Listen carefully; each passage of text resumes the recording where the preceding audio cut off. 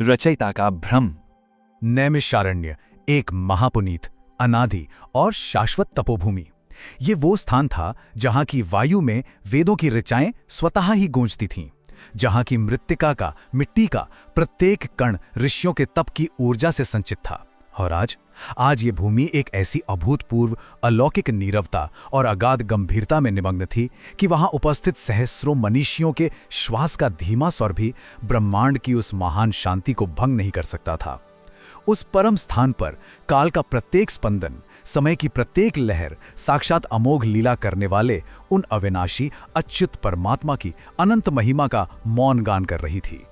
महायज्ञ की वेदी, उसके मध्य से उठती हुई स्वर्णमयी ज्वालाओं की शिखाएं आकाश की ओर ऐसे ऊर्ध्वगामी हो रही थीं, मानो वे साक्षात नभमंडल की नीलवर्ण गहराई को स्पर्श कर अपनी पवित्रता से उसे अभिसिंचित कर देना चाहती हों। और उन प्रदीप्त शिखाओं से निकलने वाला पवित्र धूम्र वो कुंडलित होकर ऊपर उठता और एक दिव्य नील श्वेत छत्र की भांति संपूर्ण यज्ञ क्षेत्र को आच्छादित कर लेता था। वहां उपस्थित समस्त ऋषि मुनि और मनीषियों ने परम शुद्ध श्वेत कौशेय अंतरीय वस्त्र धारण कर रखे थे।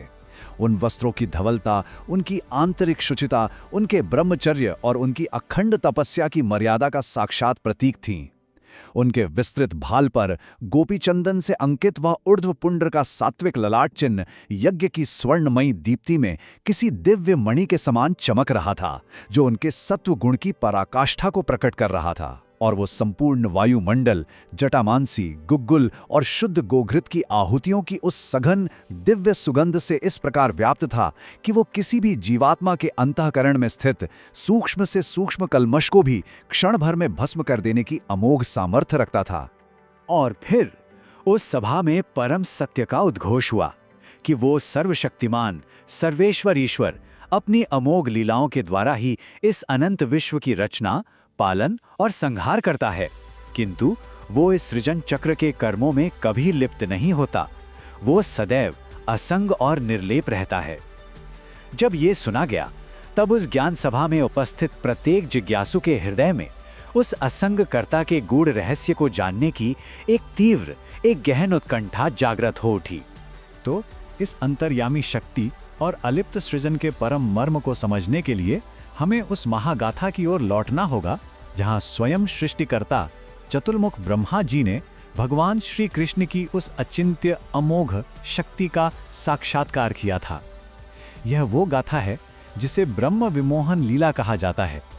यह वही लीला है जिसने स्वयं विधाता के राजसिक अहंकार के सुदृढ़ दुर्ग को पल भर में विदीर्ण कर दिया था। अमोघ लीला, इसका अर्थ क्या है? यह है परमात्मा का वो अचूक, अथाह, अकल्पनीय दिव्य खेल। ये वो संकल्प है जो कभी व्यर्थ नहीं जाता। ये वो लीला है जो अनगिनत ब्रह्मांडों का सृजन करती है, उनका पालन करती है और अपने नियत समय पर उनका संहार भी कर देती है। फिर भी वो परम स्रोत, वो स्वयं सदैव पूर्ण, अखंड और असंग बना रहता है।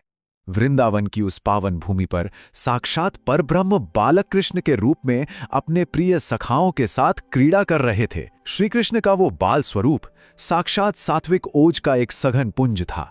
उनकी कटी पर पीत कौशेय वस्त्र था जो तप्त स्वर्ण की आभा से दमक रहा था। उनके कंठ में वन पुष्पों और गुंजा फलों का हार सुशोभित था और उनके घुंघराले केशों में मयूर मुकुट अपनी निराली छटा बिखेर रहा था। भगवान के भाल पर लगा वो मलैज चंदन का सात्विक चिन्ह अगाध शांति और करुणा का प्रसार कर रहा था। दूसरी ओर दूर सत्यलोक के ऐश्वर्य में विराजमान सृष्टि के अधिपति चतुर्मुख ब्रह्मा जी के मन में एक सूक्ष्म किंतु गहन संशय जागृत हुआ। सृजन के राजसिक अहंकार से घिरकर उन्होंने ये विचार किया कि क्या यह साधारण सा दिखने वाला बालक जो ग्वाल बालों का जूठा भोजन कर रहा है, वास्तव में वही अमोघ लीला करने वाला सर्वेश्वर हो सकता है?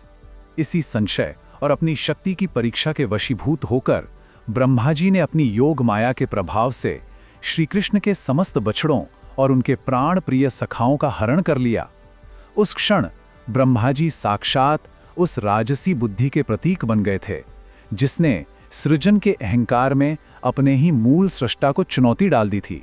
उन्होंने उन समस्त बछड़ों और बालकों को सत्यलोक के गुप्त कंदरा में ले जाकर योग निद्रा में अर्थात अज्ञान और विस्मृति की एक गहरी अचेतन निद्रा में सुला दिया। जब श्री कृष्ण ने देखा कि वन में न तो बछड़े हैं और न ही उनके प्रिय सखा, तो वे क्षण भर के लिए केवल मुस्कुराए। वो मुस्कान सर्वज्ञता की थी। उन्हें यह ज्ञात था कि ये विधाता का कौतूहल और उनकी माया का प्रभाव है, और यहीं से उस अमोघ लीला का दिव्य आरंभ हुआ, जिसमें स्वयं रचयिता ने अपने ही संकल्प से स्वयं को ही अनंत रचना के रूप में प्रस्तुत कर दिया। एक पूरा संवत्सर, एक संपूर्ण वर्ष व्यतीत हो गया, किंतु वृंदावन के किसी भी प्राणी को, किसी भी गोप या गोपी को यह किंचित मात्र भी आभास नहीं हुआ कि उनके पुत्र और उनके प्रिय बछड़े अब साक्षात परमात्मा के ही स्वरूप हैं। वो दिव्य लीला व अमोघ रचना पूरे 1 वर्ष तक निर्बाध, अखंड और पूर्ण रूप से चलती रही। भगवान श्री कृष्ण ने अपनी ही अचिंत्य शक्ति से स्वयं को उन हजारों बछड़ों और हजारों बालकों के रूप में विस्तारित कर लिया। ये कोई दृष्टिभ्रम या माया का आवरण नहीं था, अपितु यह साक्षात सत्व निधि का यथार्थ विस्तार था। भगवान ने स्वयं को ही उन बालकों के रूप में रचा, जिन्होंने वैसे ही श्वेत कोशे अंतर्य और वैसे ही सात्विक ललाट चिन्ह धारण कर रखे थे जैसे उनके मूल सखाओं के थे। उनकी देह, उनका रूप, उनका स्वर, उनकी प्रत्येक चेष्टा हूबहू वैसी ही थी। भगवान श्री कृष्ण स्वयं ही पुत्र बनकर प्रत्येक माता के वात्सल्य रस का आस्वादन कर रहे थे और स्वयं ही बछड़ा बनकर प्रत्येक गऊ का पय पान कर रहे थे। यह भगवान की उस असंग पालन शक्ति का प्रत्यक्ष प्रमाण था। 1 वर्ष के पश्चात जब ब्रह्मा जी पुनः वृंदावन पधारे, तो वे ये देखकर हतप्रभ और विस्मित रह गए कि वही बालक और वही बछड़े अभी भी उसी प्रकार वहां क्रीड़ा कर रहे हैं। उनका राजसिक अहंकार अब एक ऐसे विराट परम सत्य से टकराने वाला था जो उनके अस्तित्व के आधार को ही हिला देने वाला था। ब्रह्मा जी पूर्णतः चकित थे। यह कैसे संभव है? क्या जो बालक और बछड़े मैंने अपनी योग निद्रा में सुलाए थे वे मुक्त हो गए, या यह श्री कृष्ण द्वारा रची गई कोई नई सृष्टि है? जैसे ही ब्रह्मा जी ने इस रहस्य को जानने के लिए अपनी दिव्य दृष्टि का प्रयोग किया, उन्हें एक ऐसा दृश्य दिखाई दिया जिसने उनके अहंकार के उस भारी, मलिन, अभेद्य प्रतीत होने वाले वर्म को क्षण भर में विदीर्ण कर डाला। उन्होंने अपनी दिव्य दृष्टि से देखा कि वे हजारों ग्वालबाल और वे हजारों बछड़े अचानक एक ही पल में चतुर्भुज नारायण के दिव्य अलौकिक स्वरूप में परिवर्तित हो गए। प्रत्येक बालक और प्रत्येक बछड़े के भीतर से कोटि कोटि सूर्यों की सात्विक धवल आभा फूट रही थी। वे सबके सब सहस्रों विष्णु विग्रहों के रूप में प्रकट हो गए थे, जिनका तेज संपूर्ण ब्रह्मांड को प्रकाशित कर रहा था। उन सहस्रों विष्णु विग्रहों ने अपनी कटी पर पीत कौशेय वस्त्र धारण कर रखे थे और उनके मस्तक पर सुशोभित दे दीप्यमान स्वर्ण किरीट ब्रह्मांड की समस्त दिशाओं को अपने प्रकाश से आलोकित कर रहे थे।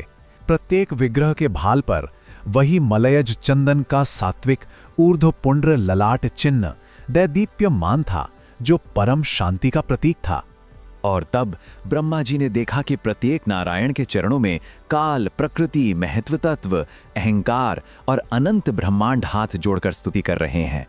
तब विधाता को ये बोध हुआ कि वो जिस एक ब्रह्मांड के स्वामी होने का अहंकार करते हैं, वैसे अनंत अगणित ब्रह्मांड तो उन नारायण स्वरूप श्री कृष्ण के एक एक रोमकूप से उत्पन्न होकर क्षण भर में पुनः उन्हीं में विलीन हो रहे हैं। ये साक्षात वह अमोघ लीला थी जहां भगवान स्वयं ही रचयिता थे, स्वयं ही रचना थे और स्वयं ही उस रचना के दृष्टा भी। ब्रह्मा जी का वो राजसिक अभिमान और सृजन का वो तीव्र मद उस दिव्य असह प्रकाश में एक सूखे तृण की भांति भस्म हो गया। अब उनके भीतर केवल पश्चाताप की अग्नि और शरणागति का शीतल जल शेष था। ब्रह्मा जी का वो मटमैला किरीट जो उनके मोह का प्रतीक था और उनका वो तामसी मद धूल में मिल गया। वे अपने वाहन राजहंस से नीचे उतर आए और दंड की भांति पृथ्वी पर लेटकर भगवान श्री कृष्ण के चरण कमलों में दंडवत प्रणाम किया। उनके चतुर्मुख नेत्रों से पश्चाताप के अश्रुओं की धाराएं बहने लगीं, जिससे उनके मुख पर लगा हुआ वो रक्तवर्ण तामसी तिलक पूर्णतः धुल गया। उनका अज्ञान का वो भारी अभेद्य कवच टूटकर विलीन हो चुका था। उन्होंने गदगद कंठ से स्तुति की, हे नाथ, हे अच्युत, मैं परम अज्ञानी हूं जो आपको अपनी इस तुच्छ बुद्धि से मापना चाहता था। आप आत्माराम हैं, स्वयं में ही रमण करने वाले। आपको किसी अन्य की कोई आवश्यकता नहीं है। आप इस जगत के भीतर रहकर भी इससे वैसे ही अछूते और निर्लेप हैं जैसे कमल का पत्ता जल के भीतर रहकर भी कभी गीला नहीं होता। भगवान श्री कृष्ण ने जब देखा कि ब्रह्मा जी का अहंकार पूर्णतः नष्ट हो चुका है और वे शरणागत हैं, तो उन्होंने अपनी वो विराट लीला को वैसे ही समेट लिया जैसे कोई मकड़ी अपने जाले को समेट लेती है। क्षण भर में वे पुनः वही छोटे से ग्वाल बालक बन गए जिनके एक हाथ में मक्खन का ग्रास था, और उसी क्षण सत्यलोक की कंदरा में सोए हुए मूल सखा और बछड़े वृंदावन के उसी वन में लौट आए, मानो 1 वर्ष का समय कभी बीता ही ना हो।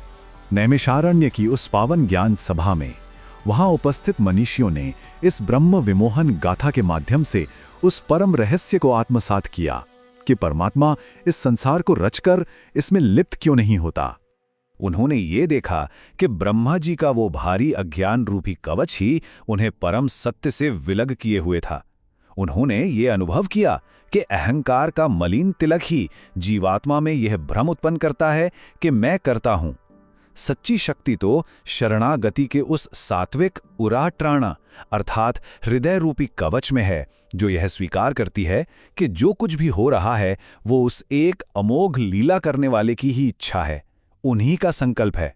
यज्ञशाला की वेदी से निकलती हुई पवित्र ज्वालाएं अब उन ऋषियों के मुखमंडल पर एक नवीन आत्मज्ञान जनित संतोष की आभा बिखेर रही थीं। वहां उपस्थित प्रत्येक साधक ने अपने ही भीतर अपनी ही चेतना में उस अंतर्यामी का साक्षात अनुभव किया, जो समस्त इंद्रियों और तीनों गुणों का स्वामी होकर भी सदैव उनसे निर्लेप, असंग और नित्य शुद्ध रहता है। तो क्या अहंकार का सबसे बड़ा और सबसे गहन भ्रम यही है कि वो स्वयं को उस अनंत अखंड स्रोत से पृथक मानता है जिससे वो स्वयं उत्पन्न हुआ है?